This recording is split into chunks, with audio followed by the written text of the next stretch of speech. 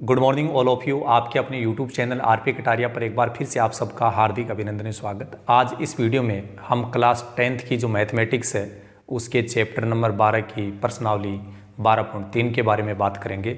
और प्रश्नावली 12.2 तक के जो एग्जाम्पल्स और क्वेश्चंस हैं उनके वीडियोज़ आपके अपने यूट्यूब चैनल आरपी कटारिया पर अपलोड हो चुके हैं। जिन व्यूवर्स ने अभी तक उनको नहीं देखा है आप उनको ज़रूर देखिएगा, यदि आप 12.3 की एक्सरसाइज को अच्छे से समझना चाहते हैं तो चलिए अब हम इस पहले क्वेश्चन के साथ 12.3 की प्रश्नावली की शुरुआत करते हैं। आकृति 12.19 में छायांकित भाग का क्षेत्रफल ज्ञात कीजिए। यदि PQ बराबर 24 सेंटीमीटर, PR बराबर 7 सेंटीमीटर तथा O वृत्त का केंद्र है। आपने को ये एक डायग्राम दिया गया है। इस डायग्राम में ये जो भाग आपको छायांकित दे रखा है इसका अपने को क्षेत्रफल ज्ञात करना है, जिसमें ये जो PQ आपको दिखाई दे रहा है, ये PQ, इसकी लंबाई यहाँ पर बता रखी है 24 सेंटीमीटर। तो यहाँ पर अपन लिख सकते हैं कि PQ का मान है 24 सेंटीमीटर। इसी प्रकार आगे बोल रखा है PR, तो ये है आपका PR का मान दे रखा है 7 सेंटीमीटर। यहाँ पर आपने को ये बताया गया है कि O वृत्त का केंद्र है। यदि O वृत्त का केंद्र होगा तो QR है, ये इस वृत्त का व्यास होगा। अब ये व्यास इस प्रश्न के अंदर अपने को कहीं नहीं दिया गया है, तो पहले अपन इस वृत्त का जो व्यास है QR, इसका मान ज्ञात करेंगे। और उसके लिए अपने को एक बात समझनी है कि यह आपका जो व्यास है इसके दोनों सिरों को मिलाकर के यहाँ बिंदु P पर जो कोण बनाया गया है वो कोण हमेशा 90 डिग्री का कोण होता है। क्योंकि ये व्यास खींच दिया गया तो इधर वाला भाग है वो भी अर्धवृत्त है, ये भी अर्धवृत्त है। तो व्यास के दोनों सिरों से अर्धवृत्त की परिधि पर कहीं पर भी यदि कोई कोण बनेगा तो वो 90 डिग्री का कोण होगा। तो यहाँ पर अपने एक बात बोल सकते हैं कि अर्धवृत्त में बना कोण, अर्धवृत्त में बना कोण समकोण होता है।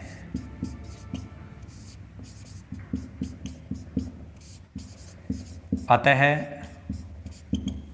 ये आपका जो कोण P होगा, इस कोण P का मान 90 डिग्री हो गया। और यदि ये 90 डिग्री है तो आपका त्रिभुज QPR जो बन रहा है वो एक समकोण त्रिभुज हो गया। और इस समकोण त्रिभुज में पाइथागोरस प्रमेय का प्रयोग करके हम इस व्यास का मान निकाल सकते हैं। तो यहाँ पर लिखेंगे समकोण त्रिभुज QPR में पाइथागोरस प्रमेय से पाइथागोरस प्रमेय का जो फॉर्मूला होता है वो होता है कर्ण स्क्वायर बराबर लंब स्क्वायर प्लस आधार स्क्वायर। इस डायग्राम में आप देखेंगे कि ये जो 90 डिग्री का कोण बन रहा है इसके सामने जो भी भुजा आपको दिख रही है वो कर्ण है, इसलिए कर्ण की जगह अपन QR लिख सकते हैं। फिर 90 डिग्री का जो कोण जहाँ बना हुआ है उसमें दोनों भुजाओं में से किसी को भी लंब माना जा सकता है। मान लीजिए PQ है वो लंब है और PR को अपन आधार मान लेते हैं। तो आप देखिए PQ और PR का मान अपने को यहाँ दिया गया है, तो PQ और PR का मान अपन जैसे यहाँ रखेंगे तो QR का मान प्राप्त हो जाएगा। PQ का मान दिया गया 24, PR का मान दिया गया 7, 24 का वर्ग करेंगे तो 576 और 7 का वर्ग करेंगे तो 49। इन दोनों को जोड़ेंगे तो जोड़ने पर आपका उत्तर आएगा 625। ये जो 625 आ रहा है वो QR स्क्वायर के बराबर आ रहा है। और QR स्क्वायर से अपन निकालेंगे QR निकाला है तो हमने यहाँ स्क्वायर था, स्क्वायर हट गया, और स्क्वायर हटता है तो सामने वाली संख्या के ऊपर रूट का चिन्ह लगाया जाएगा। और आप जानते होंगे 625 का वर्गमूल 25 होता है। यदि किसी विद्यार्थी को नहीं पता है तो 625 के अभाज्य गुणनखंड करके दो संख्याओं के समान संख्याओं के जोड़े बना करके वहाँ से एक एक संख्या लिखकर उनको आप गुणा कर सकते हैं। अब यदि QR का मान आ गया तो इस डायग्राम के अनुसार क्यू आर क्या है, इस वृत्त का व्यास है, क्योंकि वो वृत्त के केंद्र से गुजर रहा है। तो यहाँ पर अपने को व्यास का पता चल गया कि व्यास कितना होगा, 25 सेंटीमीटर होगा। और व्यास से अपन क्या निकाल सकते हैं, आर का मान निकाल सकते हैं। व्यास में 2 का भाग लगाएंगे तो आर का मान आ जाएगा 12.5 सेंटीमीटर। अब देखिए, इस छायांकित भाग का क्षेत्रफल ज्ञात करने के लिए क्या करना होगा।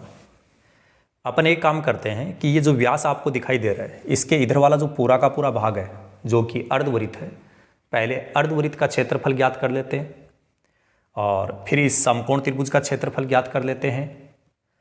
अर्धवृत्त और समकोण का त्रिभुज ज्ञात करने के बाद अर्धवृत्त में से यदि समकोण का घटा दिया जाएगा तो ये छायांकित भाग बच जाएगा।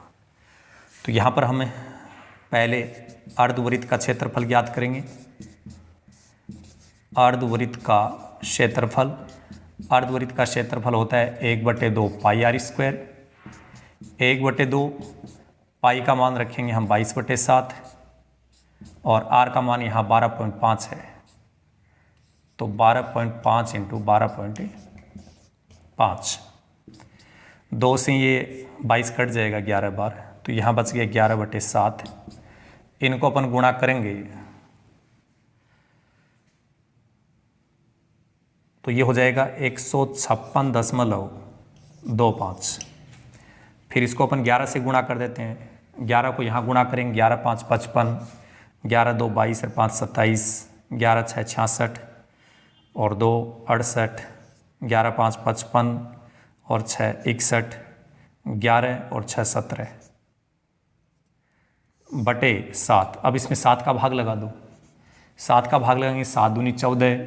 7 का भाग आप अलग से लगा सकते हो, जैसे 17 18.75। इसमें 7 का भाग लगाएंगे, 7 दूनी 14, यहाँ 3 बच जाएगा, फिर 7 4 28, फिर 3 बच जाएगा और यहाँ से यहाँ पॉइंट लगा हुआ है। आपने एक ही नोट किया था, अभी इस 8 को भी उतार सकते हैं यहाँ। तो 7 का भाग 5 बार जाएगा, 7 पंजे 35, फिर यहाँ 3 बचेगा, लेकिन आगे पॉइंट लगाओ तो पॉइंट लगा देना, फिर 7, फिर 7 5 35, फिर 2 बचेगा, फिर 7 ये 21। तो इस प्रकार से 245.53 ये वैल्यू आ जाएगी, 245.53 सेंटीमीटर स्क्वायर। ये तो हो गया आपके अर्धवृत्त का क्षेत्रफल। अब अपने को इस समकोण त्रिभुज का क्षेत्रफल ज्ञात करना चाहिए। समकोण त्रिभुज QPR का क्षेत्रफल, समकोण त्रिभुज के क्षेत्रफल का फॉर्मूला होता है 1/2 आधार गुणा ऊंचाई, 1/2। यहाँ पर PR और जो PQ है इनको अपन आधार और ऊंचाई मान सकते हैं। मान लीजिए PR आधार है और PQ ऊंचाई है, तो PR का मान अपने को यहाँ बता रखा है 7, PQ का मान दिया गया है 24, तो 2 के पाड़े से ये कट जाएगा और ये आ जाएगा 84 सेंटीमीटर स्क्वायर। हमें निकालना है छायांकित भाग का क्षेत्रफल, तो लिखेंगे अतः है छायांकित भाग का क्षेत्रफल। अर्धवृत्त का जो क्षेत्रफल है ये पूरा अर्धवृत्त है, और इस अर्धवृत्त में से यदि समकोण त्रिभुज का क्षेत्रफल घट जाएगा तो ये छायांकित भाग आ जाएगा। तो अर्धवृत्त का क्षेत्रफल अपने पास में कितना आया था, 245.53, और इसमें से 84 को घटाना है, तो 84 को इस प्रकार से घटा लेना। 84 के बाद में पॉइंट लगा के 2 शून्य लगा लेना ताकि इसको आराम से घटा पाएँ। तो यहाँ 3 बचेगा, ये 5, 1, 14 में से 8 जाएंगे 6 और 1, ये हो गया 161.53 सेंटीमीटर स्क्वायर। तो इस प्रकार से आप इस पहले क्वेश्चन को समझ सकते हैं, और ऐसे ही हम दूसरे क्वेश्चन की बात करेंगे। दूसरे क्वेश्चन में किस प्रकार से अपने को बताया गया है उसकी बात भी हम करेंगे। तो प्रश्न संख्या जो 2 है वो भी इसी टाइप से आपको अच्छे से समझना होगा, और फिर ये देखना होगा कि भाई अपने को कौन सा फॉर्मूला यूज़ करना है, कौन सा नहीं करना है। यदि आपको मैथ में फॉर्मूले याद हैं, आप सभी स्टूडेंट से ये कहना चाहूँगा कि यदि आप इस चैप्टर को अच्छे से समझना चाहते हैं तो आपको पहले इस चैप्टर से रिलेटेड, इस चैप्टर से संबंधित जितने भी फॉर्मूले हैं उन सबको याद करना होगा, क्योंकि जब तक फॉर्मूले याद नहीं होंगे तब तक हम इन प्रश्नों को अच्छे से समझ नहीं पाएंगे और न ही एग्ज़ाम में अच्छे से अपन उनको सोल्व कर पाएंगे। इसके लिए आप जो फॉर्मूले हैं उनको याद करें। देखिए प्रश्न संख्या जो 2 है उसमें कह रहा है कि आकृति 12.20 में छायांकित भाग का क्षेत्रफल ज्ञात कीजिए यदि केंद्र O वाले दोनों सकेंद्रीय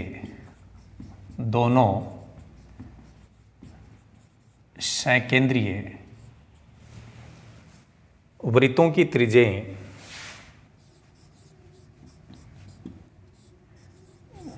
की त्रिज्याएं क्रमशः 7 सेंटीमीटर और 14 सेंटीमीटर है तथा कोण AOC बराबर 40 डिग्री है तथा कोण AOC बराबर 40 डिग्री है। क्वेश्चन को हम एक बार फिर समझेंगे। उससे पहले जो डायग्राम दिया गया उसको थोड़ा सा आप देख लीजिएगा कि अपने को जो डायग्राम दिया गया है वो किस प्रकार से दिया गया है। इस टाइप का एक डायग्राम दिया गया है। इसमें ऐसी एक शेप बनी हुई है। इस सेंटर पॉइंट को O नाम दिया गया है, यहाँ B लिखा हुआ है, यहाँ D लिखा हुआ है, यहाँ A लिखा हुआ है, यहाँ C लिखा हुआ है और यहाँ पर जो कोण दिया गया है वो 40 डिग्री है और इतने से भाग को छायांकित किया हुआ है। अब अपने से कह रहा है कि भैया आप इस छायांकित भाग का क्षेत्रफल ज्ञात कीजिए। तो अपन एक बार ऐसे समझते हैं कि जो बड़े वाला वृत्त है, इस बड़े वाले वृत्त के लिए एक त्रिज्य खंड बन रहा है जिसको अपन बोलेंगे AOC। तो बड़े वाले वृत्त में त्रिज्य खंड AOC का अपन क्षेत्रफल ज्ञात कर लेते हैं। तो पहले आप लिखेंगे बड़े वृत्त की त्रिज्या, बड़े वृत्त की त्रिज्या। अपने को 2 त्रिज्याएं दी गई है प्रश्न में, तो इसमें बड़े वृत्त की त्रिज्या वो 14 सेंटीमीटर है। अब बड़े वृत्त के और थीटा का मान तो 40 डिग्री है ही। बड़े वृत्त के त्रिज्या खंड, इसका नाम दे देते हैं अपन AOC का क्षेत्रफल। और चाहे बड़ा वृत्त हो चाहे छोटा वृत्त हो, त्रिज्या खंड का क्षेत्रफल का फॉर्मूला तो एक ही है, πr² थीटा बटे 360 डिग्री। जब आपके पास में r और थीटा का मान है तो अपन इस फॉर्मूले का यूज करेंगे त्रिज्या खंड का क्षेत्रफल निकालने के लिए।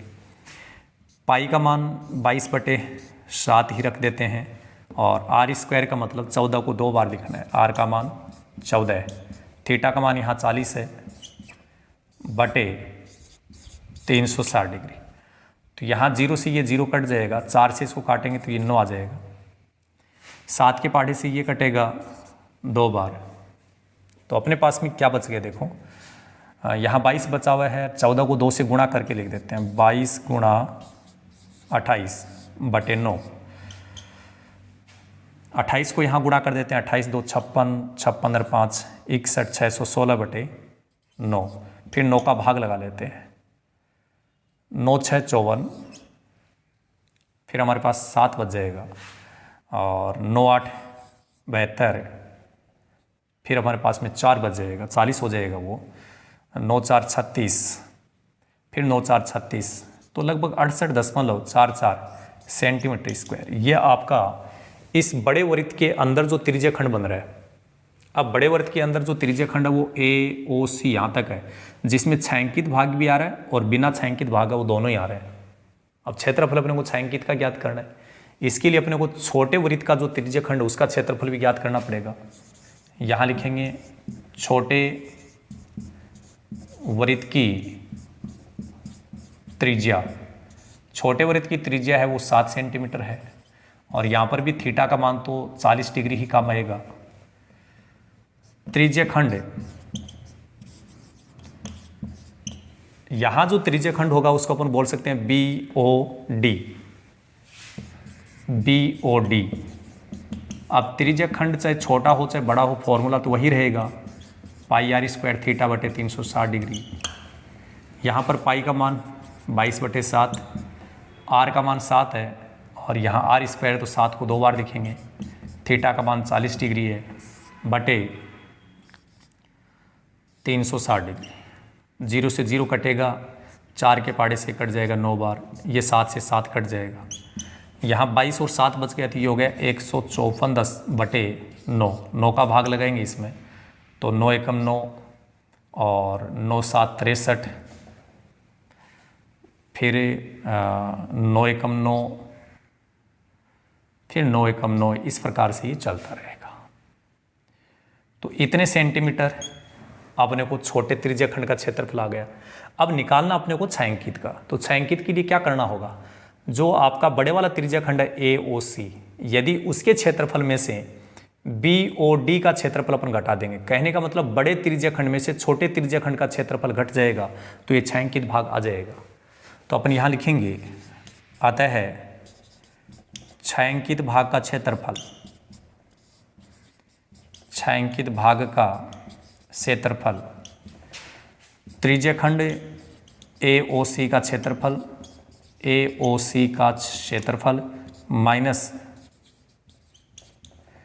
त्रिज्या खंड BOD का क्षेत्रफल। तो बड़े त्रिज्या खंड के क्षेत्रफल में से छोटे त्रिज्या खंड के क्षेत्रफल को घटाएंगे तो बड़े का उत्तर आया था 68.44, इसमें से 17.11 घटाएंगे तो यहाँ आ जाएगा 3 3 और 1 फिर 5, 51.33 सेंटीमीटर स्क्वायर।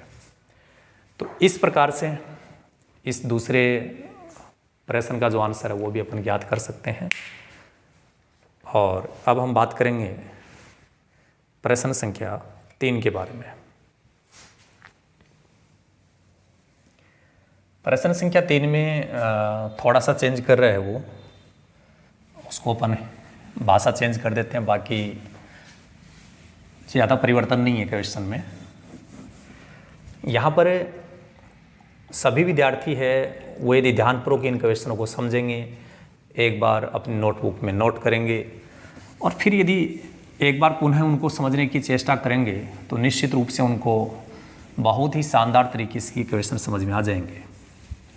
अब ट्राई तो हम लोगों को करनी ही होगी। जब हम लोगों को भोजन करना है तो उसके लिए भी कुछ न कुछ तो करना ही होता है।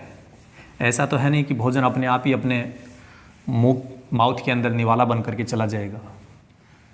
प्रयास अपने को हर किसी काम के लिए करने पड़ेंगे। अब चाहे भले ही आपको मैथ सीखनी हो, चाहे कुछ भी हो, ये सब काम अपने को यहाँ करने हैं। तो प्रश्न संख्या 3 आपका क्या है, आकृति 12.21 में छायांकित भाग का क्षेत्रफल ज्ञात कीजिए यदि ABCD भुजा 14 सेंटीमीटर का एक वर्ग है। यदि ABCD भुजा 14 सेंटीमीटर का एक वर्ग है, का एक वर्ग है तथा APD और BPC दो अर्धवृत्त है। क्वेश्चन को अपन फिर समझ लेंगे, उससे पहले थोड़ा इस आकृति 12.21 में कैसी आकृति दी गई वो डायग्राम बना लेते हैं। पहले तो एक वर्ग बताया गया है, ये वर्ग है जिसको नाम दिया गया है ABCD, और यहाँ पर दो अर्धवृत्त बनाए गए हैं। अब दो वो अर्धवृत्त हैं वो इस प्रकार से बने हुए हैं, एक अर्धवृत्त इधर से बनाया हुआ, दूसरा अर्धवृत्त इधर से बनाया हुआ है। इस बिंदु को इन्होंने नाम दिया है P, और अपने को जिसको मैं छायांकित कर रहा हूं थोड़ा अलग से दिखा रहा हूं, ये जो छायांकित भाग आपको दिखाई दे रहे हैं, कह रहे हैं कि इनका क्षेत्रफल बताइए। तो इसके लिए क्या करना पड़ेगा, पहले अपन थोड़ा प्रश्न को पढ़ लें कि आकृति 12.21 में छायांकित भाग का क्षेत्रफल ज्ञात कीजिए। उसके लिए अपने को क्या दिया गया, ABCD भुजा 14 सेंटीमीटर का वर्ग है। ये जो आपका वर्ग है इसकी भुजा बता रखी है 14 सेंटीमीटर, और हम जानते हैं कि वर्ग की चारों भुजाएं बराबर होती है, इसलिए किसी भी भुजा की बात करेंगे तो 14 सेंटीमीटर ही होगा। आगे जो APD और BPC ये दो अर्धवृत्त हैं, और दोनों ही जो अर्धवृत्त हैं वो दोनों एक जैसे हैं। तो हम क्या करेंगे, पहले इस पूरे वर्ग का क्षेत्रफल ज्ञात कर लेंगे, फिर इन दोनों अर्धवृत्तों का क्षेत्रफल ज्ञात कर लेंगे, क्योंकि ये जो दोनों अर्धवृत्त हैं ये छायांकित नहीं है। अब वर्ग में से जो छायांकित नहीं है यदि उसको अपन घटा देंगे तो बाकी जो शेष भाग बचेगा वो क्या बचेगा, छायांकित बचेगा।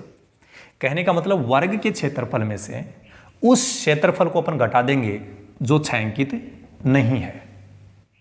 तो इसके लिए सबसे पहले हम लिखेंगे वर्ग की भुजा।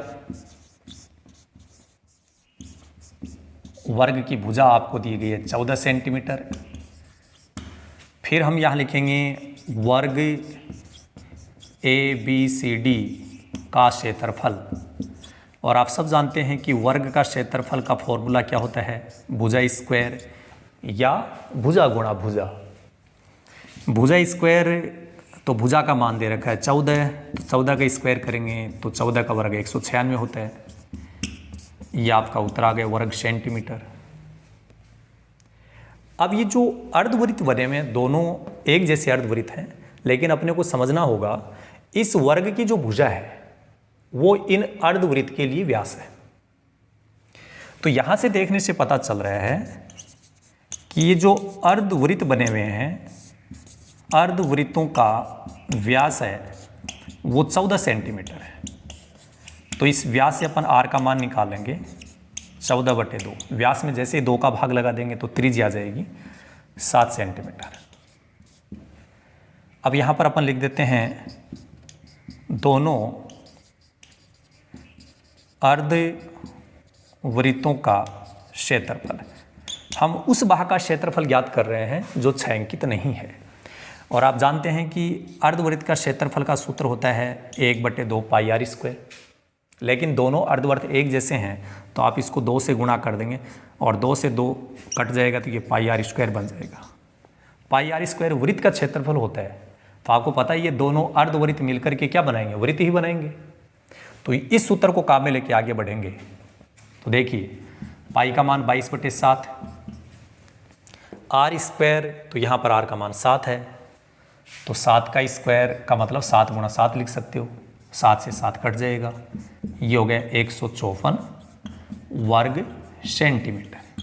ये जो क्षेत्रफल आया है ये इन दोनों अर्धवृत्तों का क्षेत्रफल है जो कि छायांकित नहीं है, और ये वर्ग का क्षेत्रफल है। अब यदि वर्ग में से बिना छायांकित भाग के क्षेत्रफल को घटा दें तो छायांकित बच जाएगा। तो अपने को नीचे लिखना है आगे, अतः छायांकित भाग का क्षेत्रफल, छायांकित भाग का क्षेत्रफल, तो यहाँ लिखेंगे वर्ग का क्षेत्रफल और माइनस से लिखेंगे दोनों अर्धवृत्तों का क्षेत्रफल, अर्धवृत्तों का क्षेत्रफल। तो वर्ग का क्षेत्रफल हमें कितना मिला था, 196, और इन दोनों अर्धवृत्तों का क्षेत्रफल कितना आ गया, 154 आ गया। तो ये हो जाएगा 42 वर्ग सेंटीमीटर। तो आपके छायांकित भाग का क्षेत्रफल ये हो जाएगा।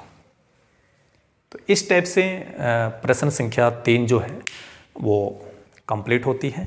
और ऐसे ही हम प्रश्न संख्या 4 है उसकी बात करेंगे। प्रश्न संख्या जो 4 है उसको हल करने से पहले थोड़ा सा मैं आपका जो मार्कर है उसमें इंक डाल लेते हैं ताकि थोड़ा सा आपको भी रिलैक्स मिल जाए और 1-2 मिनट के लिए हमें भी रिलैक्स मिल जाए। हालांकि हम आपका ज़्यादा वक्त ख़राब नहीं करना चाहेंगे और जल्द ही चौथे क्वेश्चन की बात करेंगे। तो प्रश्न संख्या 4 को हम लिखेंगे। लिखने से पहले यदि बुक आपके पास में है तो आप तो चौथे क्वेश्चन को वहाँ अपनी बुक में भी देख सकते हो, लेकिन हम लोगों को समझाने के लिए यहाँ पर क्वेश्चन लिखना ही होता है। यदि आप चाहते हैं कि हम लोगों का भी समय खराब नहीं हो, आपका भी नहीं हो, तो आप लोग हमें कोऑपरेट करते रहिए, सपोर्ट करते रहिए। और इसी तरीके से आप लोगों का यदि स्नेह प्यार प्रेम बना रहा तो आने वाले समय में हम लोग आपके सामने बहुत ही बेहतरीन तरीके से डिजिटल बोर्ड के माध्यम से क्लासेज लेकर के आएंगे। वहाँ पर आप और हम सब का वक्त बचेगा और अपन बहुत ही अच्छे से काम कर पाएंगे। इसके लिए आप लोगों का सपोर्ट बहुत ज़रूरी है और हमें पूर्ण विश्वास है कि आप लोग हमें यूं ही सपोर्ट करते रहेंगे। अभी तक भी जिन व्यूवर्स ने हमारे चैनल को सब्सक्राइब नहीं किया है या न्यू व्यूवर्स हैं वो चैनल को सब्सक्राइब ज़रूर करें। और यदि हमारे द्वारा बताए गए इस मैटर को यदि आप लोग पसंद कर रहे हैं तो अपने साथ वाले साथी स्टूडेंट के साथ में आप इन वीडियोज़ को ज़रूर शेयर कीजिएगा, उनके साथ में ज़रूर बातें कीजिएगा कि इस प्रकार का भी कोई चैनल है जहाँ पर मैथ्स है वो बहुत शानदार तरीके से पढ़ाई जा रही है, ताकि हम और आप सब लोगों का भविष्य है खुशहाल बने और आगे चल कर के हम जीवन में नई ऊंचाइयों को छुए। यही हमारा प्रयास है और इसी प्रयास के सहारे और इन्हीं भावनाओं को साथ में लेते हुए हम आगे बढ़ रहे हैं। प्रश्न संख्या जो आपका 4 है उसमें कह रहा है कि आकृति 12.22 में छायांकित भाग का क्षेत्रफल ज्ञात कीजिए, जहां भुजा 12 सेंटीमीटर वाले एक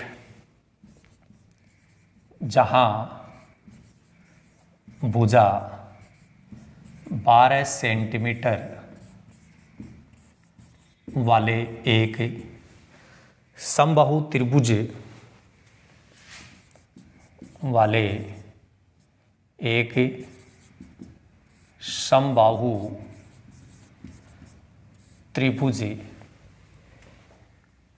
OAB के शीर्ष OAB के शीर्ष O को केंद्र मानकर 6 सेंटीमीटर त्रिज्या वाला एक वृत्तीय चाप खींचा गया है। 6 सेंटीमीटर त्रिज्या वाला एक वृत्तीय चाप खींचा गया है।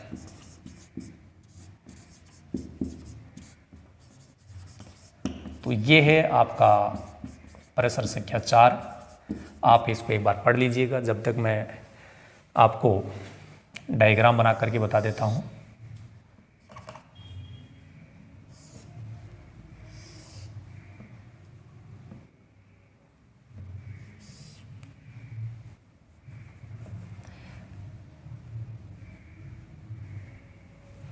तो ये आपका इस टाइप से एक डायग्राम बना हुआ है और बाकी ये जो क्षेत्र है ये भी छायांकित किया हुआ है।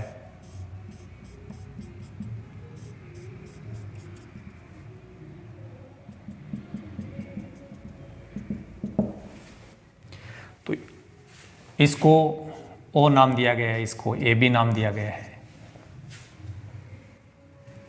अब देखिए एक बार प्रश्न को पढ़ लेते हैं अपन कि आकृति 12.22 ऐसी आकृति बनाई गई है और इसमें छायांकित भाग का क्षेत्रफल ज्ञात कीजिए।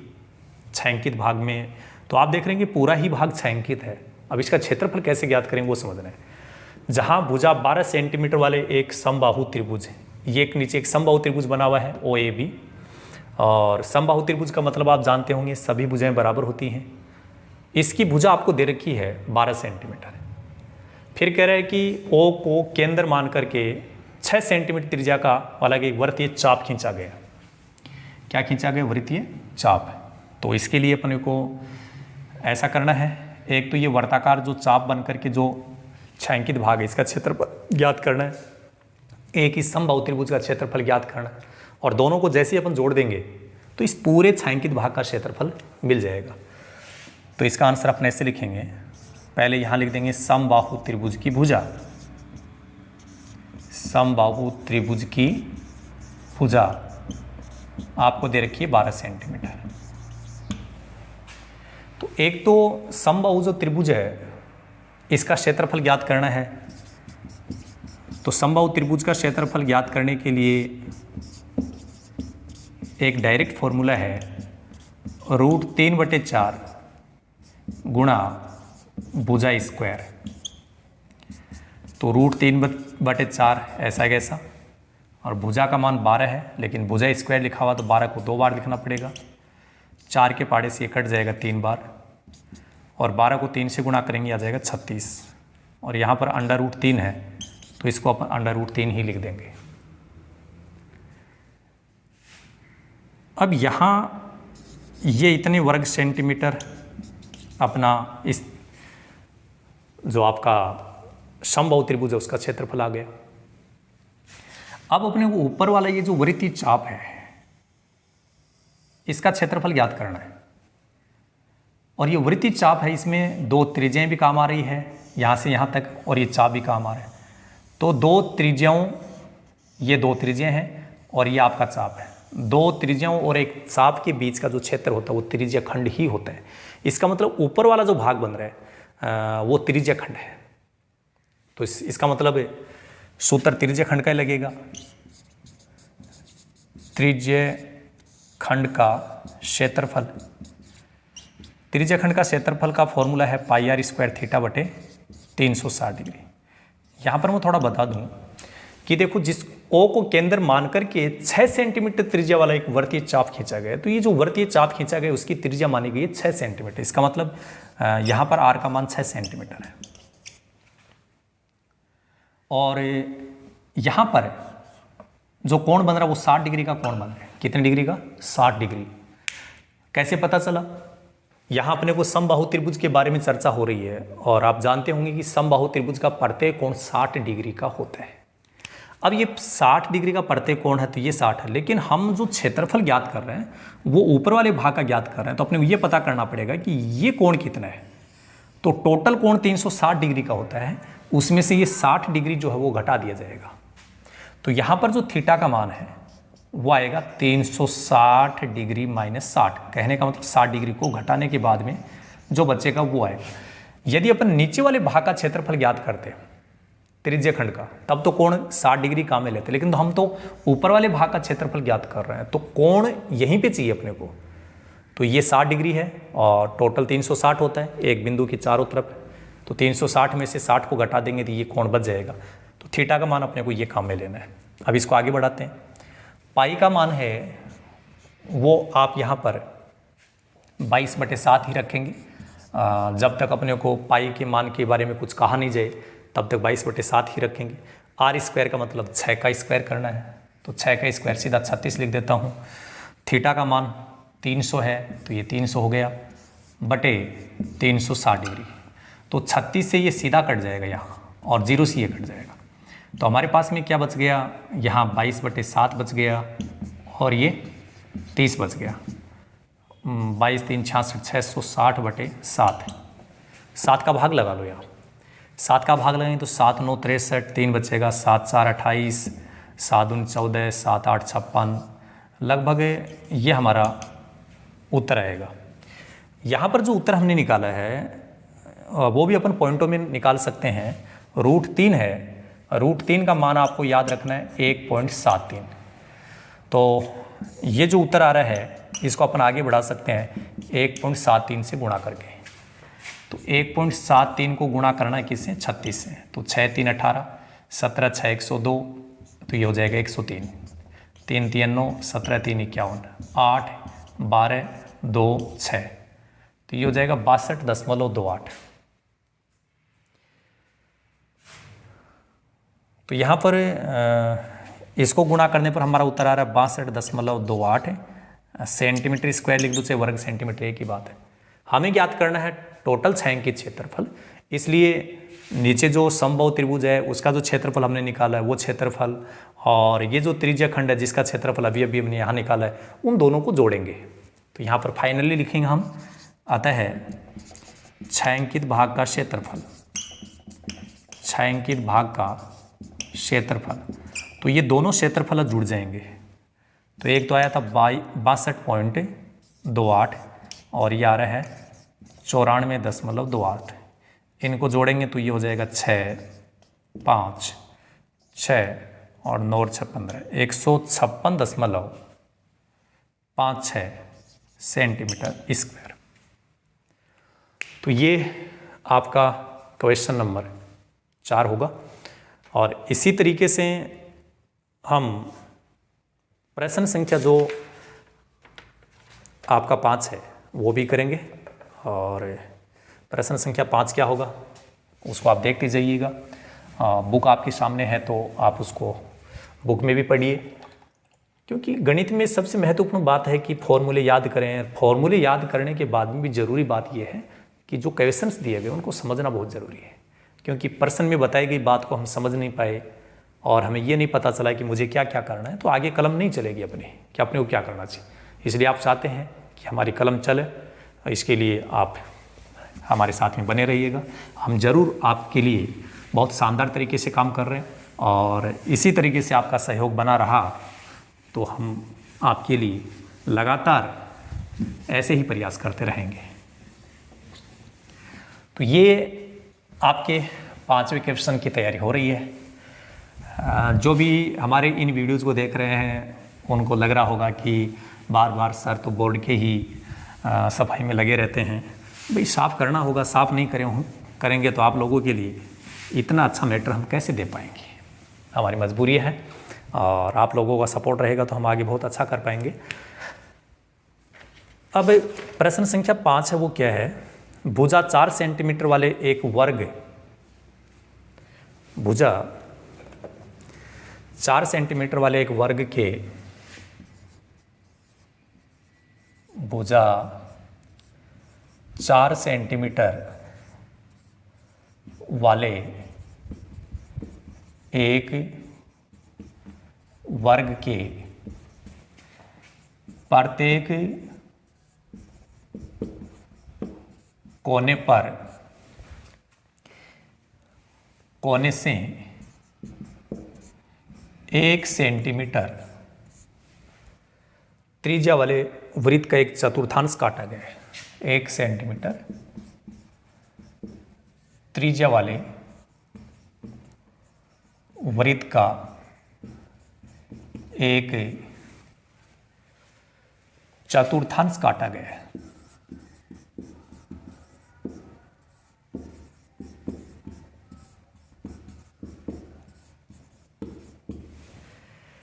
आगे बताया गया है तथा बीच में 2 सेंटीमीटर व्यास का एक वृत्त भी काटा गया है, तथा बीच में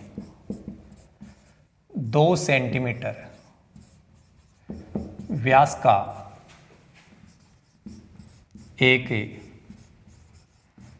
वृत्त भी काटा गया है।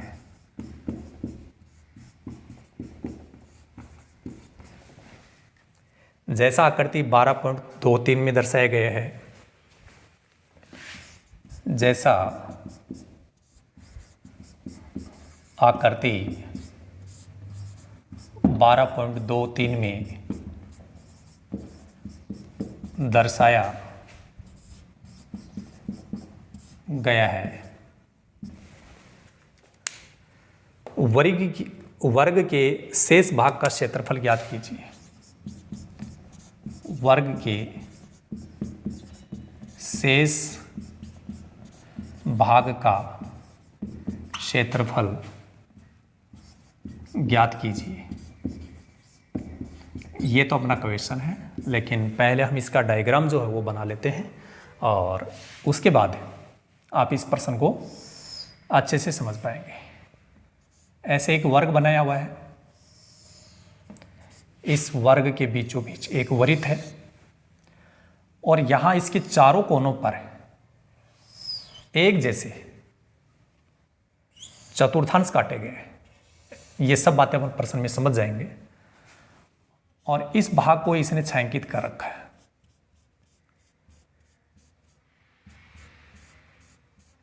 अब छायांकित भाग जैसा बुक में दर्शाया गया वैसा तो मैं यहां पर दिखा नहीं पाऊंगा, लेकिन हमने अलग डिजाइन दिखा दी तो आप समझ गए कि ये जो छायांकित भाग नजर आ रहा आपको, इसका क्षेत्रफल हमसे पूछा गया है। तो एक बार प्रश्न को पढ़ लेते हैं। भुजा 4 सेंटीमीटर वाले एक वर्ग, तो ये जो वर्ग आपको दिया गया है ये वर्ग है, उसका नाम ABCD बता रखा है। इसकी भुजा बता रखी है 4 सेंटीमीटर। फिर इसके प्रत्येक कोने से 1 सेंटीमीटर त्रिज्या वाले वर्ग का एक चतुर्थांश काटा गया है। प्रत्येक कोने से आप देख रहे हैं ये चारों जो भाग हैं वो आपके डायग्राम में बिल्कुल एक जैसे। मेरे तो यहाँ बनाने में छोटे बड़े नज़र आ सकते हैं आपको, लेकिन अपने बुक में क्वेश्चन में जब देखोगे तो इस डायग्राम में चारों ये जो चतुर्थांश है वो एक जैसे हैं और इनकी जो त्रिज्या है वो 1 सेंटीमीटर बता रखी है। फिर बीच में 2 सेंटीमीटर व्यास का एक वृत्त काटा गया है। अंदर जो वृत्त बन रहा है उसका व्यास 2 सेंटीमीटर है। तो इन सब का त्रिज्या, भुजा सब हमारे पास में इस प्रश्न में दी गई है। तो छायांकित भाग का क्षेत्रफल ज्ञात करने के लिए क्या करना पड़ेगा? पहले तो इस वर्ग का क्षेत्रफल ज्ञात कर लो, क्योंकि सब चीजें वर्ग के अंदर ही बन रही है। तो बड़ी आकृति इसमें कौन सी है? वर्ग है। तो वर्ग का क्षेत्रफल तो ज्ञात करना ही है। फिर हम उनका क्षेत्रफल ज्ञात कर लेंगे जो छायांकित नहीं है। तो छायांकित कौन नहीं है? एक तो ये 4 भाग ये छायांकित नहीं है और एक ये वृत्त छायांकित नहीं है। तो जो छायांकित नहीं है उनका क्षेत्रफल ज्ञात करके, और यदि अपन वर्ग में से घटा देंगे तो ये छायांकित भाग बच जाएगा। तो अपने को एक तो वर्ग की भुजा दी गई है प्रश्न के अंदर 4 सेंटीमीटर है। तो एक तो आप इस वर्ग का क्षेत्रफल ज्ञात कर लो। वर्ग ABCD का क्षेत्रफल, वर्ग का क्षेत्रफल का फॉर्मूला होता है भुजा स्क्वायर। तो यहाँ हम 4 का वर्ग करेंगे तो ये हो जाएगा 16 वर्ग सेंटीमीटर। अब ये जो चतुर्थांश है, ये 4 चतुर्थांश है, उसकी त्रिज्या बता रखी है अपने को। प्रत्येक चतुर्थांश की त्रिज्या यहां बताई गई 1 सेंटीमीटर, और चारों चतुर्थांश एक जैसे हैं तो अपन इनका क्षेत्रफल ज्ञात करेंगे। तो यहां लिखेंगे अतः चारों चतुर्थांशों का कुल क्षेत्रफल। और आपको हमने 12.1 की एक्सरसाइज में एक क्वेश्चन बताया गया था, वहाँ बताया था कि चतुर्थांश का क्षेत्रफल, उसके लिए आप 1/4 πr² सूत्र का मिलेंगे। चतुर्थांश का मतलब वृत्त का चौथा भाग है। तो वृत्त का क्षेत्रफल πr² होता है, चौथे भाग का मतलब 1/4। तो वृत्त का चौथा हिस्सा होता है वो चतुर्थांश होता है। लेकिन ये चतुर्थांश है वो एक चतुर्थांश का क्षेत्रफल है। यदि एक जैसे चतुर्थांश आपके पास में एक से ज़्यादा है, जैसे यहाँ 4 चतुर्थांश बताए गए, तो आप इसको 4 से गुणा कर दो और 4 से 4 कट जाएगा। तो चारों चतुर्थांशों का क्षेत्रफल इस सूत्र से निकलेगा। यहाँ पर पाई का मान π/7 ही लिख दो, और r का मान कितना है? r का मान 1 है, तो 1 का स्क्वायर 1 ही हो जाएगा। ये हो गया 22/7, भाग लगा दो इसमें तो ये आ जाएगा 3.14 वर्ग सेंटीमीटर। अब ये जो अंदर वृत्त बना हुआ है, इस वृत्त का व्यास दिया गया अपने को। क्या दिया गया? वृत्त का व्यास। वृत्त का व्यास दे रखा है 2 सेंटीमीटर। तो यहाँ इसकी त्रिज्या निकलेगी तो 2/2 हो जाएगा, 2 का भाग चला जाएगा, 1 सेंटीमीटर आ जाएगा। वृत्त का क्षेत्रफल का फॉर्मूला क्या होता है? वृत्त के क्षेत्रफल का फॉर्मूला होता है पाई आर स्क्वायर। तो यहाँ लिखेंगे पाई आर स्क्वायर, पाई का मान 22/7 रख दो, आर का मान कितना है 1 है, तो 1 का स्क्वायर 1 ही होगा, और ये हो गया 22/7, 22 में 7 का भाग लगाएं तो ये 3.14 वर्ग सेंटीमीटर। अब क्या करेंगे अपन,